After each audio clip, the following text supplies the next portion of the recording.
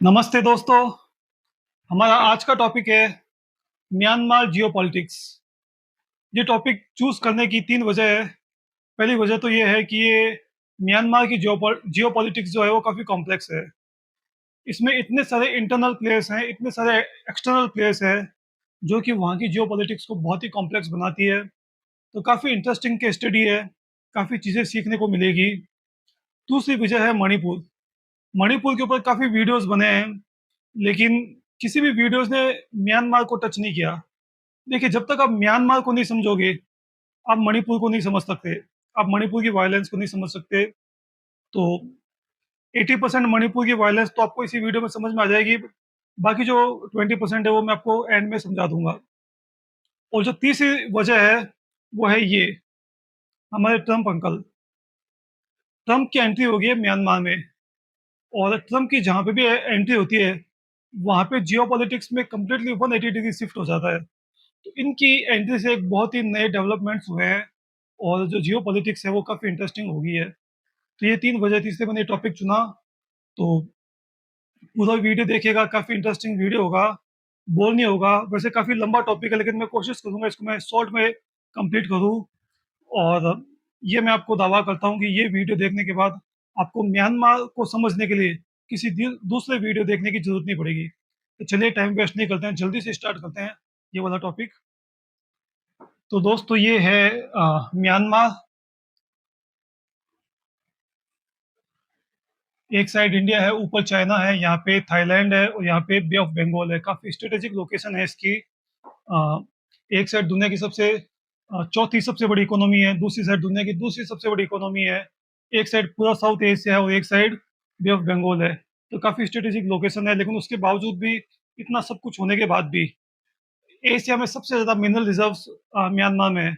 इतना होने के बाद भी कोई देश अपने आप को कैसे बर्बाद कर सकता है, वो चलिए हम लोग देखते हैं। ये हमारा फ्लो रहेगा। हम लोग म्यांमार की हिस्ट्री की बात करेंगे, सोशियो स्पेटल एनालिसिस की बात करेंगे। Socio spatial analysis basically geography and वहाँ का जो सोशल स्ट्रक्चर है, दोनों इस यहाँ पे आपस में बहुत जबरदस्त कनेक्टेड है। बेसिकली ये दोनों हम लोग साथ में करेंगे, क्योंकि दोनों आपस में कनेक्टेड है। फिर हम लोग अभी करंट सिचुएशन क्या है वहाँ पे, वो हम लोग बात करेंगे। जियो पॉलिटिकल चेस बोर्ड क्या है, कौन सी कंट्री किसके साथ अलाइंड है, क्या चल रहा है, वो हम लोग बात करेंगे। हम लोग ये भी बात करेंगे कि कौन सी सीक्रेट सर्विस एजेंसीज वहाँ पे इन्वॉल्व है, और वो क्या वहाँ पे रोल प्ले कर रही है। ये भी वहाँ पे बहुत ज़रूरी है। और हम लोग मणिपुर को भी एंड में समझने की कोशिश करेंगे, क्योंकि जब आप म्यांमार को समझ लोगे तो आपको मणिपुर इजीली समझ में आ जाएगा। और जो ट्रम्प के आने के बाद क्या जियो पॉलिटिकल चेंजेस आए हैं, वो हम लोग बात करेंगे। तो जल्दी से हम लोग हिस्ट्री पे आ जाते हैं। म्यांमार की अगर आपको कहानी समझनी है, तो सिर्फ 3 शब्दों में पूरी म्यांमार की कहानी को एक्सप्लेन किया जा सकता है। और वो 3 शब्द हैं: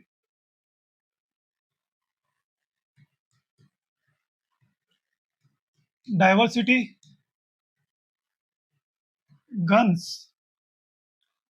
और रिसोर्सेस। मैंने 3 शब्द क्यों लिखे हैं? अब जब मैं इसकी हिस्ट्री और ये जियोग्राफी एक्सप्लेन करूंगा, तो आपको समझ में आ जाएगा। म्यांमार 19th सेंचुरी में अंग्रेजों के कंट्रोल में आ जाता है। तो वो ऐसा टाइम होता है जब ब्रिटिशर्स इंडिया और म्यांमार दोनों पे कंट्रोल कर रहे होते हैं। तो ये दोनों को मिला के कंट्री बना देते हैं, और कॉमन कैपिटल रखते हैं कोलकाता। फिर बाद में 1937 में ब्रिटिशर्स डिसाइड करते हैं कि म्यांमार को हम लोग आज़ाद कर देंगे।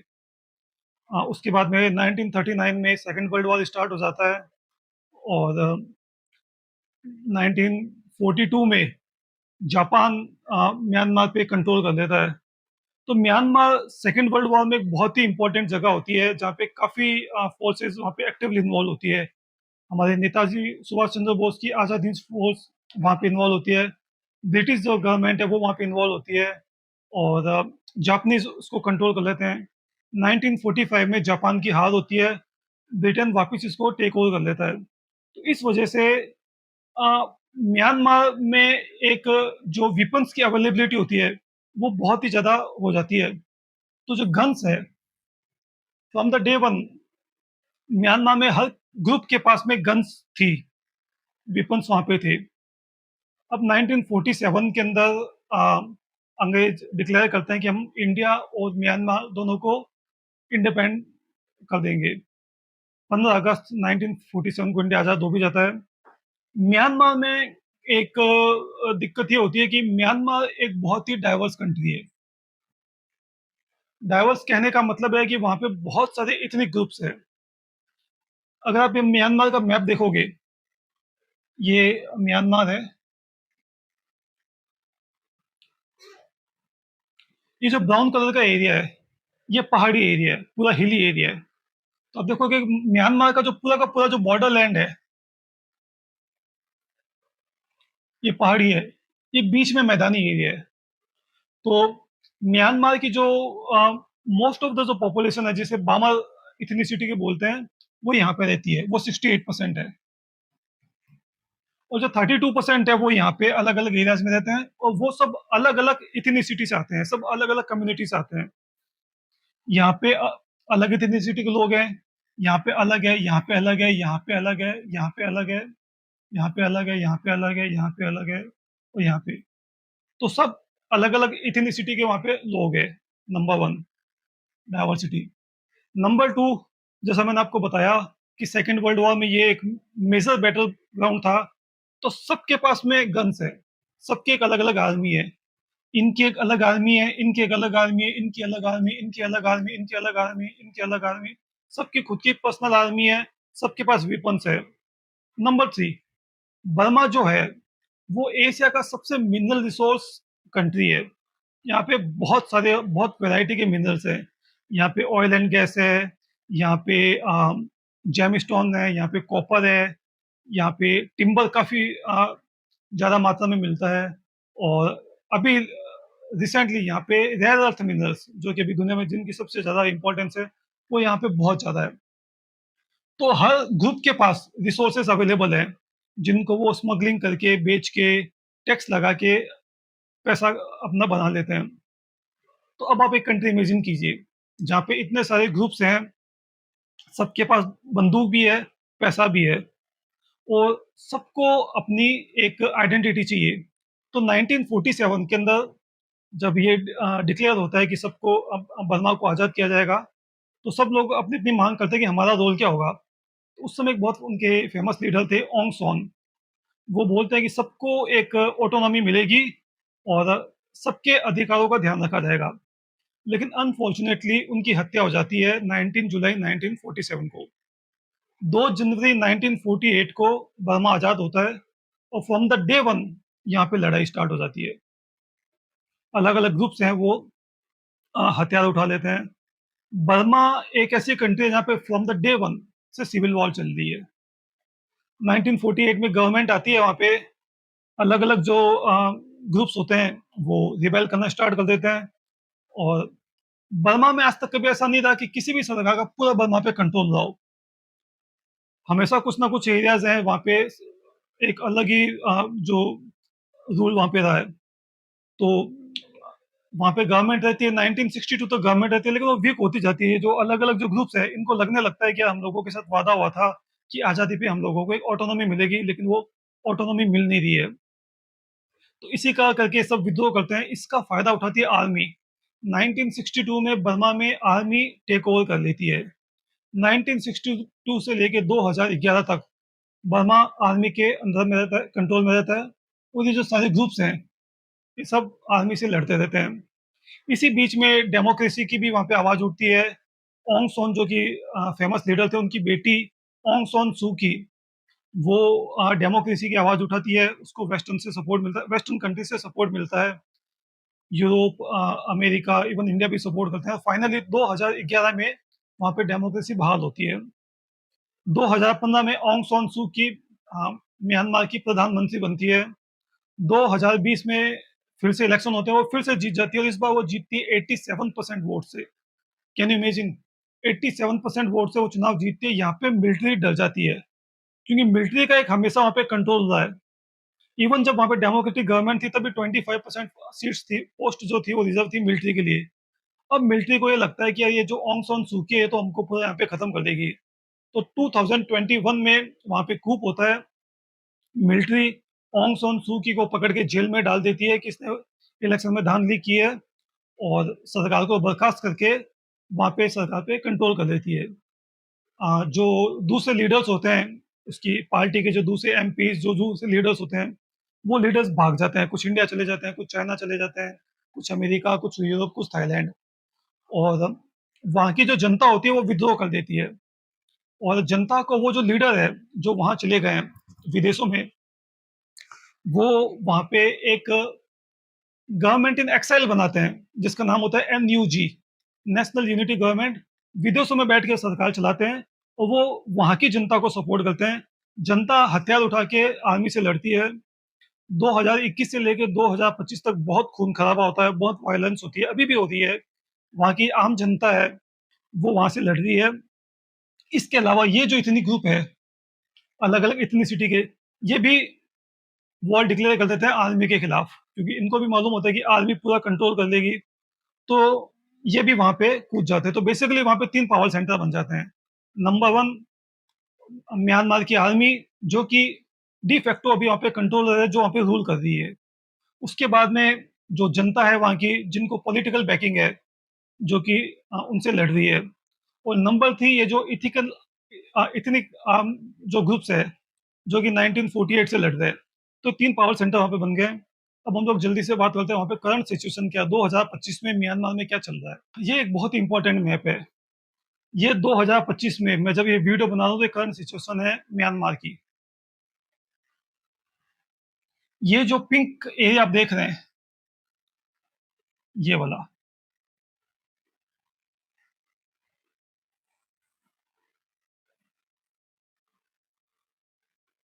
ये एरिया भी आर्मी के कंट्रोल में है बर्मा में। जितने भी स्ट्रेटेजिक रिसोर्सेज हैं, जैसे कि हाईवेज है, एयरपोर्ट्स है, फैक्ट्रीज हैं, वो सब अभी आर्मी के कंट्रोल में है। वहाँ की जो कैपिटल है यंगून, वो इनके कंट्रोल में है। उसके बाद में ये वाला जो एरिया है, ये जो मैंने आपको बताया, वहाँ की जनता विद्रोह कर देती है, तो जनता एक अपनी आर्मी बनाती है, पीपल डिफेंस फोर्स, जिसको पॉलिटिकल बैकिंग होती है गवर्नमेंट इन एक्साइल से, जो विदेशों में जो नेता बैठे हैं, उनको इनकी बैकिंग होती है। वो इनको फंडिंग करते हैं, हथियार देते हैं। ये आम जनता है, जो वहाँ का युवा है, जो गाँवों में रहता है, वो आर्मी से लड़ रहा है। तो वो बनाता है पीपल डिफेंस फोर्स। ये बेसिकली बामर कम्युनिटी के ही हैं, जो मैंने आपको बताया वहाँ की मेजर कम्युनिटी है। आर्मी भी बामर कम्युनिटी से है, आम जनता भी बामर कम्युनिटी से है। तो ये वो लोग हैं जो आर्मी से लड़ रहे हैं। ये है पीपल डिफेंस फोर्स। ये वाला एरिया उनके कंट्रोल में है। बाकी का जितना भी बॉर्डर एरिया है, ये अलग अलग इथनिक ग्रुप्स के कंट्रोल में है। जैसे कि ये वाला एरिया, बंगाल की खाड़ी के पास वाला, यहाँ पे अराकान आर्मी है, ये कंट्रोल करती है अराकान आर्मी। ये जो अपने इंडिया के जो मणिपुर मिजोरम से सटा हुआ एरिया है, यहाँ पे चिन लैंड काउंसिल करके एक आर्मी है, वो कंट्रोल करती है। ये जो एरिया जो चाइना से सटा हुआ, ये काचिन इंडिपेंडेंस आर्मी है, उसके अंडर में है। ये पूरा एरिया शान स्टेट कहलाता है। यहाँ पे खूब सारी अलग अलग ग्रुप्स हैं, जिसमें शान स्टेट आर्मी है, डब्ल्यू स्टेट है, MND है, TNL है, अलग अलग ग्रुप्स हैं जो अलग अलग एरियाज कंट्रोल करते हैं। ये जो एरिया है, ये Karen National Liberation Army control करती है। ये सबसे पुरानी आर्मी, ये डे वन से लड़ रही है। और नीचे ये मून आर्मी है। तो ऐसे करके कम से कम 100 से ज्यादा अलग अलग आर्मीज है, वो अलग अलग एरिया पे कंट्रोल करती है, और अलग अलग एरियाज में लड़ रही है अपने अधिकारों के लिए। जैसा कि मैंने आपको बताया था, इसमें डाइवर्सिटी गन्स एंड रिसोर्सेज, बहुत सारे ग्रुप्स है, सबकी एक अलग अलग पहचान है, सबके पास में गन्स है, और सबके पास में कुछ ना कुछ रिसोर्सेज है। मैं आपको जल्दी से रिसोर्सेज भी बता देता हूँ। ये वाला जो एरिया है, ये पूरा petrol and oil and gas का एरिया है। यहाँ पे ऑयल एंड गैस की निकलती है। यहाँ पे कंट्रोल है अराकान आर्मी का, लेकिन ये जो स्ट्रेटेजी जो ऑयल वेल जो गैस है, ये मिलिट्री कंट्रोल करती है।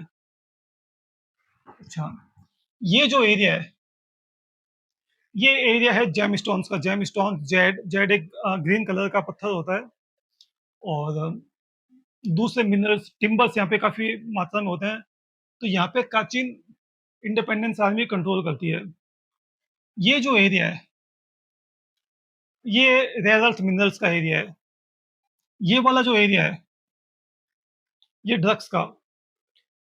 म्यांमार के 88% ड्रग्स यहाँ पे थे। दुनिया के सबसे बड़े ड्रग्स वाले एरियाज में पॉपी कल्टीवेशन यहाँ पे होती है। यहाँ पे शान स्टेट की करके एक आदमी है, वो करती है। बाकी यहाँ पे कॉपर माइंस है। तो सबके अपने अपने रिसोर्सेज हैं। यहाँ पे टिम्बर का भी है। सबके पास में गन्स है और सब आपस में एक दूसरे से लड़ रहे हैं। अब इनकी आपस में क्या पोजीशन है, कौन किससे लड़ रहा है, कौन किसके साथ है, मैं जल्दी से आपको वो एक्सप्लेन कर देता हूँ। ये जो है वहाँ की आर्मी है। ये जो पीपल डिफेंस फोर्स, जो वहाँ की जनता ने अपने एक आर्मी बनाई है, जो आर्मी से लड़ रहे हैं। रेड लाइन का मतलब आपस में लड़ रहे हैं। ग्रीन लाइन का मतलब वो दोस्त हैं। और ग्रे लाइन का मतलब ना दोस्त है ना दुश्मन है, सीज फायर है। तो वहां की आर्मी का आप देखोगे तो सबसे लड़ रही है। वो पीपल डिफेंस फोर्स से लड़ रही है। वो जितने भी इतनी आर्मीज है, इतनी आर्म ग्रुप्स, उन सबसे लड़ रही है। तो आर्मी एक सबसे ऑल आउट वॉर पे है। पीपल डिफेंस फोर्स जो है, ये जो दूसरे इतने ग्रुप्स हैं उनसे, आप देखो सबसे ग्रीन लाइन है, तो सबसे सबके साथ में एलाई में है, सबसे दोस्ती इसने कर रखी है। ये लड़ रही है आर्मी से। और ये जो शान स्टेट है, जहाँ पे मैंने आपको बताया था, जहाँ पे ड्रग्स बहुत होती है, ये आर्मी के साथ अभी सीज फायर में है। तो वहां पे 3 पावर सेंटर हैं। आर्मी,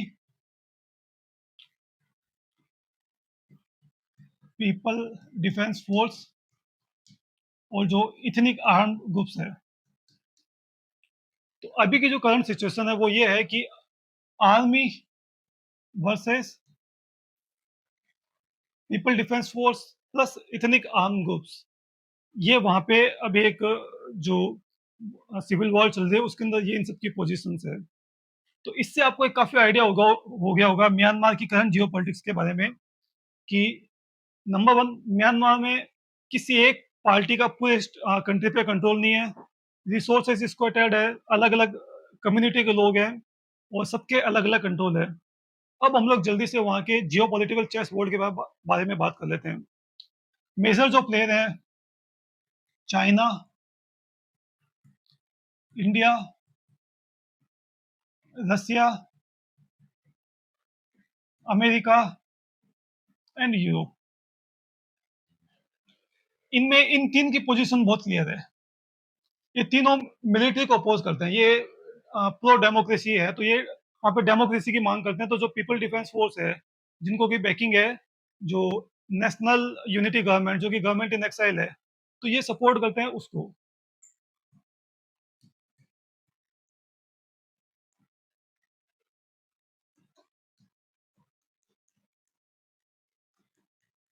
तो ये जो मिलिट्री है, ये जो junta, SSPC, state security and peace council जिसका नाम है, उसके अगेंस्ट है।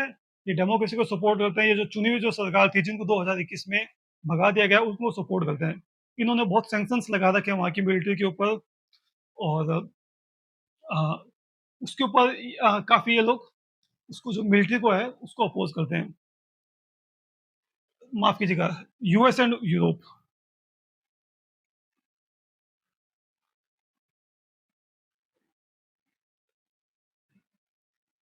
अमेरिका और यूरोप जो है, उनकी ये स्टैंडिंग है। रसिया की स्टैंडिंग भी बहुत क्लियर है। रसिया आर्मी को सपोर्ट करता है। जो वहाँ की जो मिलिट्री गवर्नमेंट है, मिलिट्री जुंटा, रसिया का उसको सपोर्ट है। रसिया उसको हथियार देता है, रसिया उसको फाइटर जेट्स देता है। बदले में वो रसिया को वहाँ पे अच्छा इन्वेस्टमेंट करने की अपॉर्चुनिटी देते हैं। तो रसिया का वहाँ पे इन्वेस्टमेंट है। और वहाँ की जो मिलिट्री है वो रसिया के पूरे कंट्रोल में है। इंडिया और चाइना की जो पोजीशन है वो थोड़ी कॉम्प्लिकेटेड है। क्यों? क्योंकि इनके बॉर्डर है। अब वहाँ की जो डिफेक्टो रूलर है वो आर्मी है। आर्मी कोई नाराज नहीं कर सकती, तो आर्मी को सपोर्ट करते हैं। तो इनकी आर्मी से फ्रेंडशिप है। और आर्मी को ये जो है वहाँ पे एक लीगल रूलर मानते हैं। तो ये आर्मी को भी सपोर्ट करते हैं। उसके बाद में लेकिन यहाँ के जो इतनी ग्रुप्स हैं, उनको भी नाराज नहीं कर सकते, क्योंकि सबके पास में कुछ ना कुछ रिसोर्सेज हैं, सबके पास में कुछ ना कुछ एरियाज है। और नंबर टू, अगर फ्यूचर में आर्मी हटती है, इनके हाथ में पावर आती है, तो एक जो सिक्योरिटी, फ्यूचर सिक्योरिटी के लिए, तो इंडिया एंड चाइना जो बहुत है, वो आर्मी को भी सपोर्ट करते हैं। और ये जो इतनी ग्रुप्स है, इनके साथ भी एंगेज करते हैं।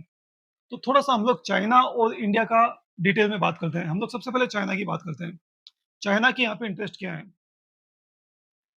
चाइना के यहाँ पे 4 इंटरेस्ट है। सबसे पहला है ऑयल एंड गैस।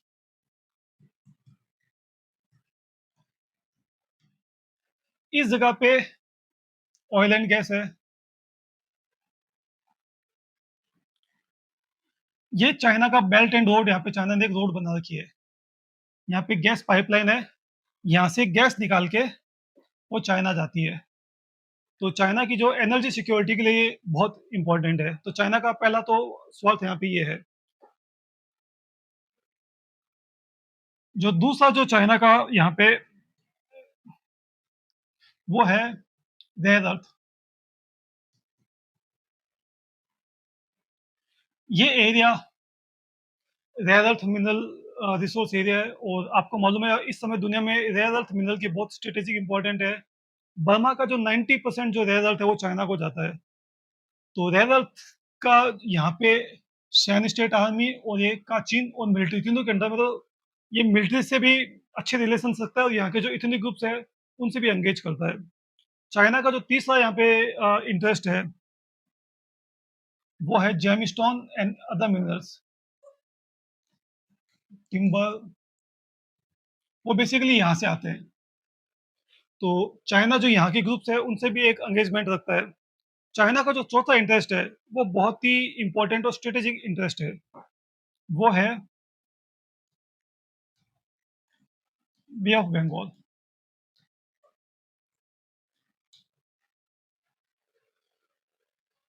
अभी चाइना मैं ऐसा करता हूँ, मैं आपको मैप पे एक्सप्लेन करता हूँ। ये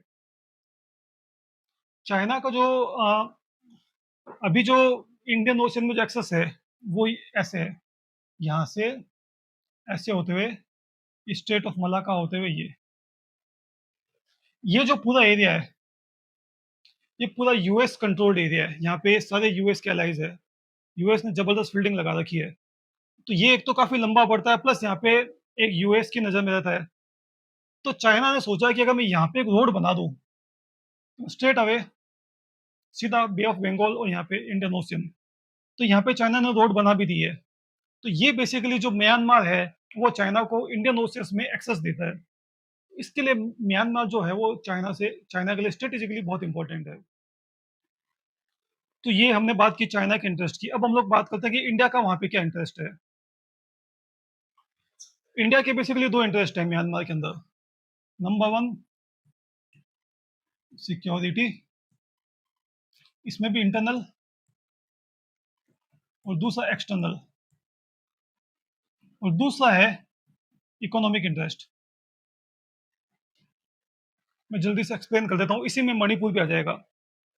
एक्सटर्नल सिक्योरिटी में पहला एक्सप्लेन करता हूँ। चाइना जो म्यांमार है वो इंडिया और चाइना के बीच में बफर स्टेट के रूप में काम करता है। यहाँ पे जितना ज्यादा चाइना का इन्फ्लुएंस होगा वो इंडिया के लिए उतना हार्मफुल होगा। तो उसको काउंटर करने के लिए इंडिया वहाँ की जो मिलिट्री जुंटा है उससे एंगेज करता है, ताकि चाइना का जो इन्फ्लुएंस है उससे काउंटर होता है। तो एक तो ये हो गया। अब दूसरी हम लोग बात करते हैं इंटरनल सिक्योरिटी की। इसके लिए आ, आप ये वाला देखिए। ये है मिजोरम, ये है हमारा मणिपुर, ये है नागालैंड, और ये अरुणाचल प्रदेश। इस वाले मैप में आपको थोड़ा ज़्यादा अच्छा समझ में आएगा। हाँ, ये मणिपुर है, ये मिजोरम है, ये नागालैंड है, और ये अरुणाचल प्रदेश है। ये पूरा पहाड़ी एरिया है, और ये जो पहाड़ी है वो आधी इंडिया में आधी म्यांमार में। अब यहाँ पे जो ट्राइब्स के लोग रहते हैं, यहाँ पे बेसिकली इस एरिया में जो है ये वाला पूरा, यहाँ पे नागा, जोमी, कुकी और चिन। नागा, जोमी, कुकी, चिन, ये चार कम्युनिटी के यहाँ पे लोग रहते हैं जो इंडिया में भी रहते हैं और म्यांमार में भी रहते हैं। देखिए ये बाउंड्री तो हमने अभी बना दी है। ये लोग तो वहाँ पे हजारों सालों से रह रहे हैं। पहले तो बाउंड्री थी नहीं, और इनको क्या मालूम था कि आधे इधर चले जाएंगे, इधर आधे इधर चले जाएंगे। तो ये सारी कम्युनिटी के वहाँ पे लोग रहते हैं। अब 2021 में वहाँ पे मिलिट्री का राज आया। मिलिट्री क्या आती है, वहाँ पे सिविल वॉर स्टार्ट हो गई। मिलिट्री ने इनको मारना स्टार्ट कर दिया, इनकी हत्याएं स्टार्ट कर दी। तो वहाँ से ये लोग भाग भाग के आए इंडिया में। अब जब इंडिया में आते हैं, तो ये जो मणिपुर है, यहाँ पे ऑलरेडी मेटई कम्युनिटी के लोग रहे थे, जो कि बेसिकली हिंदू हैं। अब मेटई वहाँ पे थे, और चिन, कुकी, ये पहले इसी थे, और मात्रा में कुकी, जोमी, ये लोग आए। अब क्या है कि ये जो कुकी, जोमी और चिन कम्युनिटी के लोग हैं, ये बेसिकली जो इनकी जो फाइनेंस होती है वो होती है ड्रग्स से। ये पूरा पॉपी एरिया है, पॉपी कल्टीवेशन एरिया है। तो ये लोग ड्रग्स की वहाँ पे करते हैं, ड्रग्स की सप्लाई करके पैसे लेते हैं, पैसों से आर्म्स खरीदते हैं और आर्मी से लड़ते हैं। अब जब म्यांमार से तो इनको मार मार के भगाया, म्यांमार के इनका जो ड्रग्स के फील्ड थे वो चले गए, इन्होंने इंडिया में स्टार्ट किया। इंडिया में जब उस समय वहाँ पे जो चीफ मिनिस्टर थे वीरेंद्र सिंह, जो कि मेटे कम्युनिटी से थे, वो उस समय ड्रग्स के खिलाफ एक वॉर चला रहे थे। तो इन्होंने इंडिया में भी इनका ड्रग्स का सारा बंद कर दिया। अब एक तो इनकी संख्या काफी बढ़ गई क्योंकि म्यांमार से भाग के आए। फिर यहाँ पे इनका जो ड्रग्स जो था, जो इनका मेन सोर्स ऑफ रेवेन्यू था, जिससे ये लोग युद्ध लड़ रहे थे, वो बंद हो गया। तो उसका ये बहाना बना के इन्होंने वहाँ पे मेटे के साथ में एक इनका लड़ाई स्टार्ट हो गई। मेटे जो है वो इनके ऑलरेडी इनका एक अगेंस्ट है, मेटे इनको ड्रग टेररिस्ट बोलती है। अब वहाँ की जो पुलिस थी, वहाँ की जो गवर्नमेंट एडमिनिस्ट्रेशन थी, वो सब मेटे ही थे। तो इनको लगता था कि वहाँ की जो सरकार है वो मेटे को सपोर्ट कर रही है। मेटे को लगता था कि जो आर्मी है वो कुकीज़ को सपोर्ट कर रही है। तो ये मेन रीज़न था। और ये जो मणिपुर कॉन्फ्लिक्ट है, ये इसलिए कंट्रोल नहीं हो पाया कि बहुत ही एक डाइवर्स रीजन है। आधा म्यांमार में, आधा इंडिया में है। सब जो मैंने आपको बताया, सबके पास गन्स है, सबके पास रिसोर्सेज है। और एक वहाँ की जो मिलिट्री से ये कंटिन्यूसली वॉर में है, तो उस वजह से ये वायलेंस बढ़ती गई। और अभी भी ये कंटिन्यूसली चलती आ रही है, क्योंकि जैसे मैंने आपको बताया, म्यांमार डे वन से लड़ रहा है, वो लड़ाई आज तक नहीं रुकी है। तो उसी का इन्फ्लुएंस है। तो एक में थोड़ा हम लोग एक और टॉपिक इसमें डिस्कस कर लेते हैं इसी से रिलेटेड, कि जो सीक्रेट सर्विसेज एजेंसीज हैं, उनका म्यांमार में क्या रोल है। तो यहाँ पे मोस्टली एमएसएस है, रॉ है, सीआईए है, और आईएसआई है। एमएसएस जो है, ऐसा बोला जाता है, जो Chinese secure secret service agency है, ये इन सबको फंडिंग करती है। फंडिंग मीन्स इनको आर्म्स देती है, ये जो चीन आर्मी है, जो कुकीज है, जोमी है, ताकि इंडिया को डिस्टेबलाइज करा जा सके, और इंडियन आर्मी को वहाँ पे एंगेज करा जा सके, और इंडिया के रिसोर्सेज वहाँ पे वेस्ट किया जा सके। अब इसके प्रूफ ये है कि अभी कुछ महीनों पहले जो ये कुकीज थे, इनके पास जो हथियार मिला वो चाइनीज मेक हथियार थे। तो वहां से ये पॉइंट आता है कि क्या चाइनीज सीक्रेट सर्विस इनको हथियार दे रही है। हालांकि इसका एक ये भी आर्ग्यूमेंट है कि हो सकता है इन लोगों ने ब्लैक मार्केट से खरीदे हो। तो एमएसएस का रोल यहाँ पे है इंडिया को डिस्टेबलाइज करने में। सीआईए का हम लोग बाद में बात करेंगे। आईएसआई, आईएसआई का भी स्वयं रोल है। आईएसआई भी जो, आईएसआई इंडिया को वीक करना चाहती है। तो आईएसआई जितने भी ग्रुप है, यहाँ पे उल्फा भी है, जो कि आसाम के अंदर वायलेंस करता है। तो उल्फा है, नागा इंसर्जेंट्स है, कुकी है, जोमी आर्मी है। आईएसआई इन सबको फंडिंग करती है, हथियार देती है, ताकि इंडिया के अंदर एक सिविल अनरेस्ट किया जा सके। तो एमएसएस और जो आईएसआई है, ये बेसिकली उन ग्रुप्स को सपोर्ट करती है जो इंडिया को डिस्टेबलाइज करते हैं। अब आते हैं रॉ और सीआईए। यहाँ पे ये दोनों साथ में है, और ये दोनों साथ में है। रॉ और सीआईए का क्या रोल है, वो मैं आपको उस वेब में समझाता हूँ। जैसे कि मैंने आपको बताया कि चाइना की जो बेल्ट एंड रोड है वो यहाँ से निकलती है। यहाँ पे ऑयल एंड गैस है। ये एरिया अराकान आर्मी के कंट्रोल में है। तो एक ये भी एक काफी इनपुट्स आते हैं कि रॉ एंड सीआईए इस अराकान आर्मी को फंडिंग करती है। और अराकान आर्मी यहाँ पे चाइनीज जो काम कर रहे हैं उनको मार मार के भगाती है, ताकि चाइना का जो यहाँ पे प्रेजेंस है उसको कम किया जा सके, और चाइना का बेल्ट एंड रोड जो है म्यांमार में फैल हो जाए, और चाइना बे ऑफ बंगाल में उसको एक्सेस नहीं मिले। तो raw and CIA Arakan army को करती है। तो आपने देखा कितना एक डाइवर्स यहाँ का जो जियो पॉलिटिक्स है, कितने सारे प्लेयर्स हैं, आर्मी है, सीक्रेट सीक्रेट सर्विस है, म्यांमार की आर्मी है, म्यांमार की जनता है, म्यांमार के एथनिक ग्रुप्स है। तो ये एक वहाँ की जियोपॉलिटिकल स्टडी थी। अब हम लोग उस टॉपिक की बात करते हैं जो मैंने स्टार्टिंग में बोला था, वो था कि हमारे ट्रम्प अंकल की एंट्री। अभी कुछ नए लेटेस्ट डेवलपमेंट हुए हैं। अ, जो म्यांमार के आर्मी जनरल है, जिनका नाम है मियां ओंग, उन्होंने पाकिस्तान के आर्मी जनरल आसिम मुनीर को देखा। उनको लगा कि जैसे मुनीर ने ट्रम्प को कंट्रोल किया, वैसे मैं भी करता हूँ। तो ट्रम्प ने म्यांमार के ऊपर 40% टैरिफ लगाए थे। तो म्यांमार के आर्मी जनरल ने ट्रम्प को एक लेटर लिखा, जिसमें उनकी बहुत तारीफ की कि you are a great leader and only you can solve the civil war in Myanmar and come in Myanmar, do business here and reduce our tariff. तो डोनाल्ड ट्रम्प तो हवा में उड़ गया, खुश हो गया। उसने कुछ जो रेस्ट्रिक्शंस थे जो कि जो बाइडेन ने लगाए थे म्यांमार के ऊपर, वो हटा दिए, नंबर वन। उसके बाद में आपको मालूम है कि डोनाल्ड ट्रम्प को भी एक धुन चढ़ी है पूरी दुनिया में पीस स्थापित करने की। उसको ये लगा कि मैं सब जब पूरी दुनिया में कर रहा हूँ, तो म्यांमार में क्यों नहीं। तो म्यांमार में उसकी एक नज़र है, यहाँ पे जो ये है रेयर अर्थ मिनरल्स। उसका ये मानना है कि यार हम लोग फालतू में ह्यूमन ह्यूमन राइट्स डेमोक्रेसी की बात करते हैं। यहाँ पे चाइना जो है, सारा का सारा जो इनके मिनरल रिसोर्सेज है वो चाइना ले रहा है। तो भाड़ में जाने तो ह्यूमन राइट्स एंड डेमोक्रेसी हम क्यों नहीं लेते। तो यहाँ के जो मिनरल रिसोर्सेज हैं, जो रेयर अर्थ मिनरल्स है, अमेरिका इसमें इंटरेस्टेड है। और लेटेस्ट डेवलपमेंट ये है कि शायद अमेरिका जो है, वहाँ की जो आर्मी है म्यांमार, जिसकी हमेशा अमेरिका अगेंस्ट में रहा है, अमेरिका वहाँ की आर्मी के साथ में एंगेज कर रहा है। वहाँ की आर्मी ट्रम्प को इन्फ्लुएंस करने के लिए लॉबिंग कर रही है। अभी का लेटेस्ट डेवलपमेंट ये है कि 20 दिसंबर 2025 को वहाँ पे इलेक्शन कराने को भी रेडी हो गए वहाँ के आर्मी जनरल। तो फ्यूचर में ये हो सकता है कि वहाँ पे इलेक्शन हो, एक सूडो डेमोक्रेसी आ जाए, उसका दिखा के अमेरिका म्यांमार में एंटर कर जाए, तो कोई आश्चर्य नहीं होगा। और अगर अमेरिका म्यांमार में आता है, तो ये बहुत ही एक इंटरेस्टिंग जियोपॉलिटिकल डेवलपमेंट होगा। तो ये एक पूरी कहानी थी जो कि मैंने आपको बताई। एक हाँ, मैं आपको बताना भूल गया कि इंडिया की इकोनॉमिक इंटरेस्ट क्या है म्यांमार के अंदर। इंडिया का इकोनॉमिक इंटरेस्ट ये है, ये कोलकाता है, यहाँ पे आइजॉल है, मिजोरम। मिजोरम में अगर कुछ हमें सामान भेजना हो, तो वो ऐसे आता है। इंडिया ने बीच में प्रोजेक्ट स्टार्ट किया था कि यहाँ से डायरेक्ट, यहाँ पे सिथी पोर्ट है म्यांमार में, यहाँ पे भेजो, यहाँ से मिजोरम। इस प्रोजेक्ट पे हम लोग काम कर रहे हैं।